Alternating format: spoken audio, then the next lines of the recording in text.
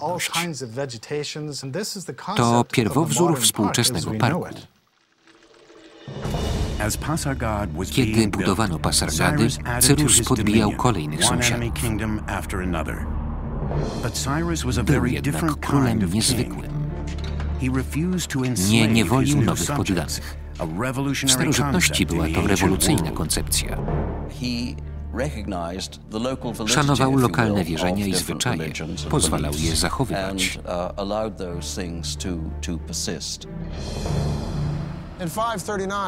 W roku 539 przed naszą erą Cyrus podbił Babilon.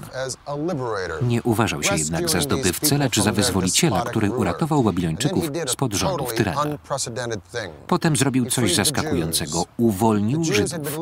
Żydzi żyli w niewoli babilońskiej, odkąd Nabuchodonozor zniszczył Jerozolimę i tamtejszą świątynię. Teraz Cyrus ich uwolnił. Dziś można przypuszczać, że Cyrus chciał stworzyć państwo buforowe między swoim imperium i wrogim Egiptem. A jeśli nawet, co z tego?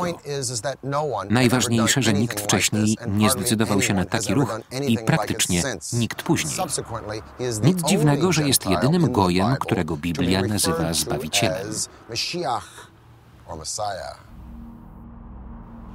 Pewien znany oksfordzki naukowiec powiedział kiedyś, że Cyrus zawsze miał dobrą prasę. To prawda. Zanim jednak zdołał uczynić z Persji jedyne supermocarstwo starożytnego świata, Cyrus Wielki zginął w bitwie w roku 530 przed naszą erą. Żył zbyt krótko, by pokazać, do czego jest zdolny poza polami bitew. Można go porównać do Juliusza Cezara, który podbił olbrzymie pałacie ziemi. Ale został zamordowany i nie zdążył stworzyć imperium. Kiedy Cyrus zginął, Persja miała 3 stolice: Babilon, Suzę i Ekbatanę. Kazał się pochować w swoim mieście Pasargadach w grobowcu oddającym jego osobowość. Grobowiec Cyrusa jest skromny, pozbawiony zdobień, bardzo elegancki w swojej prostocie.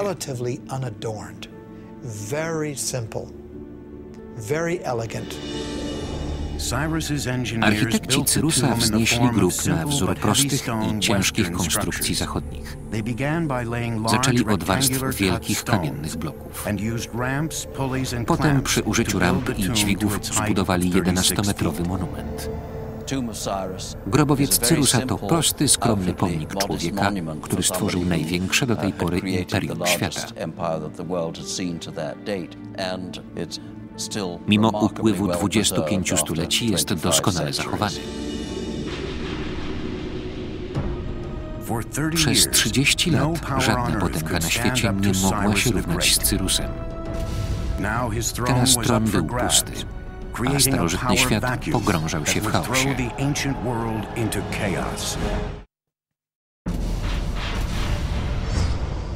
W roku 530 przed naszą erą Cyrus Wielki, twórca największego imperium w dziejach, zmarł. Przyszłość Persji była zagrożona. Pojawiło się wielu pretendentów do tronu. W końcu władzę przejął daleki kuzyn Cyrusa, zdolny wojownik. Gdy opadł dym bitewny, jego panowanie było niepodważalne. Nazywał się Dariusz. Miał stać się jednym z największych władców Persji i jednym z największych budowniczych wszechczasów. Dariusz nie próżnował. Zaczął od przebudowy dawnej stolicy Suzy. Nowe pałace były zdobione glazurowaną cegłą. Opisy wspaniałości Suzy można znaleźć nawet w Biblii. Mówiąc o perskich pałacach, Grecy często wspominają Suzę. Wymienia je nawet starotestamentowa księga Estery.